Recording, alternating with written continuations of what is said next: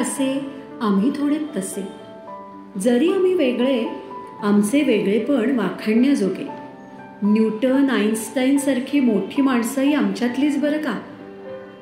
आम्ही असे वेगळेच आणि अनोखे. आम्ही चित्रकार, आम्ही नृत्यकार. आमचा वेगळाच ढंग. आम्ही दंग स्वतःमध्ये, कुणाच्या नाही आधेमध्ये. येऊन बघा तर एकदा आमच्यामध्ये. जरी तुम्ही वेगळे, आम्ही वेगळे, होऊन जाऊ इंद्रधनुच्या सप्तरंगातले. होऊन जाऊ इंद्रधनुच्या सप्तरंगातले.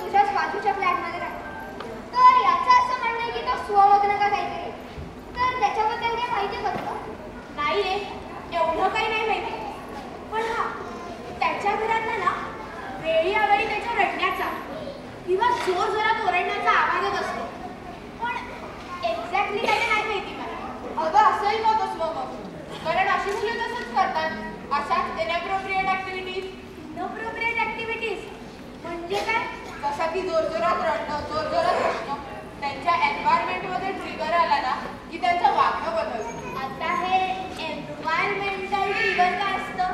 अगं जसं की लाऊडस्पीकरच्या आवाजाचा त्रास होणं, गाड्यांच्या आवाजाचा त्रास होणं, एखाद्याला कापडाचा सुद्धा त्रास होऊ शकतो. कोणाला कसला ट्रिगर काही सांगता येत नाही. हो, असं पण असतं का? पण या सगळ्याबद्दल तुला कशी माहिती हवी? अगं माझी मैत्रीण असेल ते का स्पेशल स्कूलमध्ये काम करते आणि आमच्या नात्यात सुद्धा अशी एक मुलगी आहे. इतकी गोड आहे, 5-6 वर्षाची लहान असते. तिच्याकडे बघून वाटतच नाही ती बघते. खरं तर या मुलींचं प्रमाण कमी आहे, पण काय करणार, आहे ती तशी. मी बोललो तर ते वेडे असतात. अरे हो रे, काही कंटिन्यू.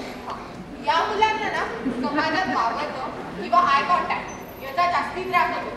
पण ही मुलं एक खेळ फार छान खेळतात काय. म्हणजे कुठले? रंगांचे खेळ, मेकॅनो, जिक्सो तर तुमच्यावर जास्ती चांगला खेळतात. अगं पण मग त्यांच्या शाळेचं अभ्यासाचं काय? अगं त्यांच्यासाठी असतं ना स्पेशल स्कूल. आपल्या पुण्यात सुद्धा आहे, औंधमध्ये innocent time school. ISO certified आहे. मी तुला म्हणले ना, माझी मैत्रीण तिथेच काम करते. तिथे त्यांना स्पेशल ट्रेनिंग दिली जाते. तिथे त्यांना त्यांच्या मूडनुसार शिकवलं जातं. मग त्यांना आमच्यासारखं नॉर्मल शाळेत काय करावं? घालतात ना. ऑटिझम लेवल कमी असेल तर तुमच्यासारख्या नॉर्मल शाळेत सुद्धा घालू शकतो. तुमच्या शाळेत सुद्धा एखादा मुलगा असेल तसं. पण होतं असं की ते एखाद्या विषयात खूप कच्चे, नाही तर एखाद्या विषयात खूप हुशार. यावेळी त्यांना पालकांची आणि शिक्षकांची परवानगी घ्यायला लागते. मग ते तुमच्यासारख्या नॉर्मल शाळेत सुद्धा शिकू शकतात. पण मग या स्पेशल शाळेमध्ये असं काय वेगळं शिकवतात त्यांना?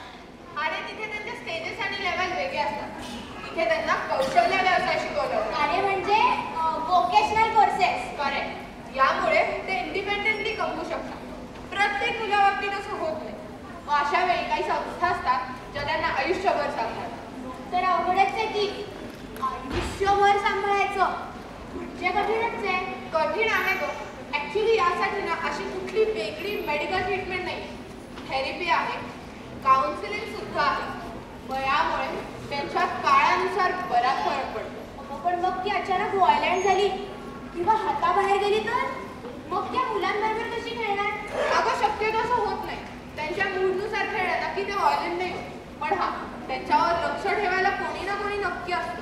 त्यांचे पालक म्हणा, गाईड म्हणा, ते त्यांना एकट्या नाही सोडत. तू आता हे सगळं सांगतेस ना, त्याच्यावर मला आठवलं.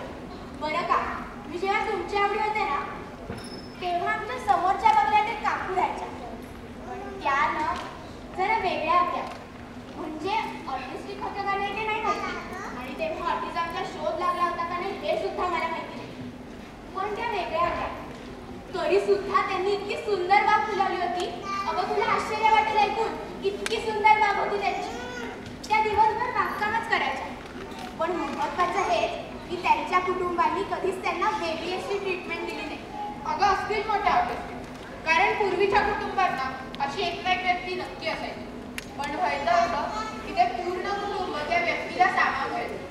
आता न्यूक्लिअर फॅमिलीजमुळे ही मुलं अजून एकटी पडतात. आता ही आपली जबाबदारी आहे, ही मुलं एकटी नाही पडली पाहिजे. आणि हा, यांना वेडाबिडा अजिबात म्हणायचं आपण नाही, कोणीच नाही. कळलं का? कोणीच नाही. ताई म्हणजे आम्ही त्याला घ्यायला घेऊ शकतो. अरे त्याला शिकवू नका, खेळून दाखवा, जास्ती चांगलं कळेल. कारण व्हिज्युअल इम्पॅक्ट आला ना की त्याला गोष्टी जास्त चांगल्या कळतील. करेक्ट. ओके ताई.